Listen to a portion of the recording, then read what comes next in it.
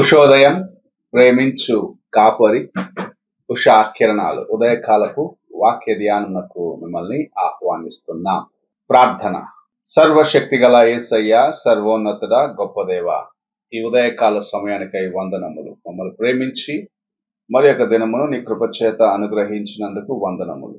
ఈ దినము నీ వాక్యము చేత నాతో కార్యక్రమం వీక్షిస్తున్న ప్రతి ఒక్కరితో మాట్లాడమని యేసు పరిశుద్ధ నామమున అడిగి వేడుకుంటున్నాను పరమ తండ్రి, ఆమెన్. ఈ ఉదయకాలపు వాక్య భాగము న్యాయాధిపతుల గ్రంథము 6వ అధ్యాయము 11 మరియు 12 వచనములను చదువుకుందాం. యెహోవా దూత వచ్చి అబీయెజ్రీయుడైన యోవాషునకు కలిగిన వాఫ్రాలోని మస్తకి వృక్షము క్రింద కూర్చుండెను.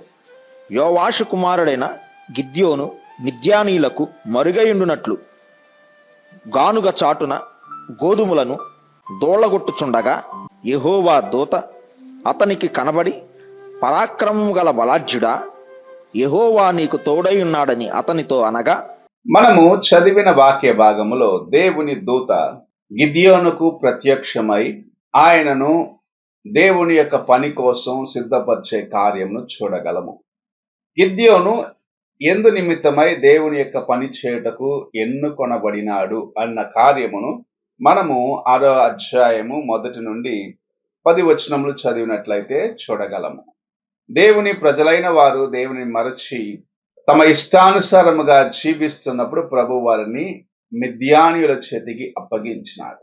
మిద్యానీయుల చేతిలో వారు అనేకమైన ఉపద్రవములకు గురి అయినప్పుడు గిద్యోను తన యొక్క పంటను కాపాడుకునేదానికి ప్రయత్నించేవాడిగా, ఎందుకంటే మిద్యానీయులు వచ్చి వారి యొక్క పంటను తీసుకొని వెళ్ళిపోతారేమో అని తాను తన యొక్క కష్టార్జితమును, తన యొక్క ప్రయాసను అతను కాపాడుకునేదానికి ప్రయత్నించినప్పుడు ప్రభు ఆ విషయము చూసినాడు. అతని యొక్క మనస్సును చూసినాడు.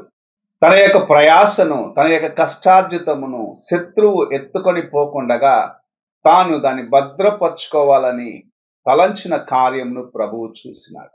అందుకే ప్రభు అతనిని మిద్యానీయులకు విరోధముగా తన ప్రజలైన వారిని నడిపించి యుద్ధములో జయము పొందుటకు ఎన్నుకున్నవాడిగా మనము చూస్తూ ఉన్నాము. గిద్యోను బలహీనుడే.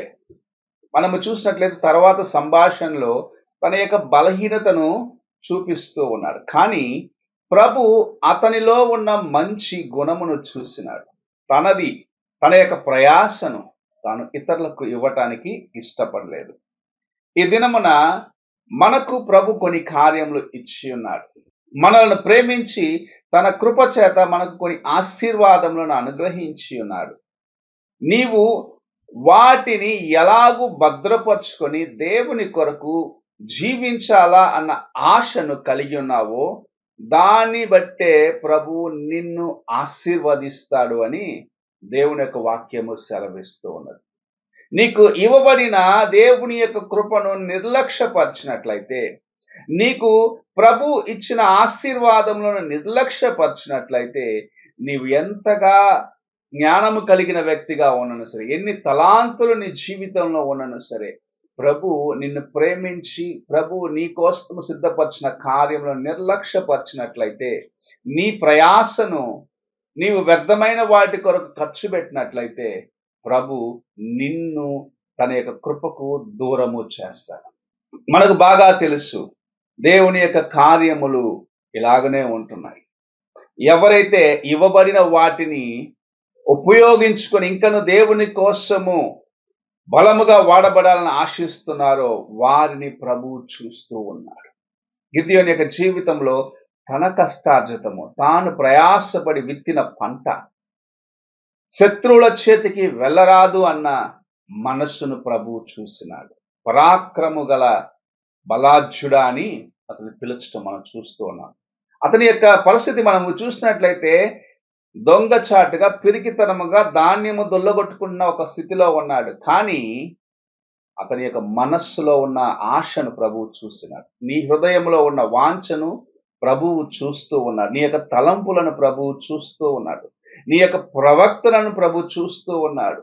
ఆయన నీ యొక్క తలంపులను ఎరిగిన వాడిగా ఉన్నదాన్ని బట్టి తగిన సమయమున నిన్ను ఆయన తన యొక్క కృపచేత నింపి అనేకులకు ఉపయోగకరముగాను ఆశీర్వాదకరముగాను చేయాలని ఆశిస్తూ ఉన్నారు. అలాంటి కృపను నీవు సంపాదించుకోవాలంటే ఈ ఉదయకాల సమయమున నీవు గ్రహించవలసినది నీకివ్వబడిన దేవుని కృపను, నీకివ్వబడిన దేవుని యొక్క కార్యములను శ్రద్ధగా చేయుటకును, దేవుని యందు నిలిచి ఉండుటకును ప్రయాసపడుము. దేవుని యొక్క కృపను పరిపూర్ణముగా సంపాదించుకును. ప్రార్థన చేసుకుందాం. మహాపరిశుద్ధుడు అయిన యేసయ్య, ఈ ఉదయకాల సమయంన నీవు మాకు అనుగ్రహించిన నీ యొక్క వాక్యమును బట్టి స్తోత్రములు చెల్లించుకుంటున్నా. తండ్రి, మా యొక్క తలంపులను, మా యొక్క ఆలోచనలను, మా యొక్క ప్రయాసను చూస్తూ ఉన్నావు. దేవా, నీవు ఎందు నిమిత్తమైతే మమ్మల్ని ఎన్నుకున్నావో దేవా, ఆ కార్యములకు మేము సరిపోయిన వారిగా ఉండుటకును, నీ వైపు చూసి నడిచే కృపను సంపాదించుకొనుటకును నాకును మాకును నీవు నీ కృపను అనుగ్రహించమని ఈ ఉదయ కాలంన గిద్యోనులాగా తన యొక్క ప్రయాసను, తనకివ్వబడిన దేవుని యొక్క కృపను నిర్లక్ష్యపరచుకొనకుండా ఎలాగైతే జీవించినాడో అలాగూ మేము అంతం వరకు నీ వైపు చూసి నడిచేదానికి సహాయము చేయమని యేసు పరిశుద్ధ నామమున అడిగి వేడుకుంటున్నాను పరమ తండ్రి, ఆమేన్. తండ్రి అయిన దేవుని ప్రేమ, కుమారుడైన క్రీస్తు కృప, ఆదరణకర్త అయిన పరిశుద్ధాత్మ యొక్క అన్యోన్య సహవాసము ఇప్పుడును ఎల్లప్పుడూ తోడయుండి సదాకాలము నడిపించును గాక. ఆమేన్.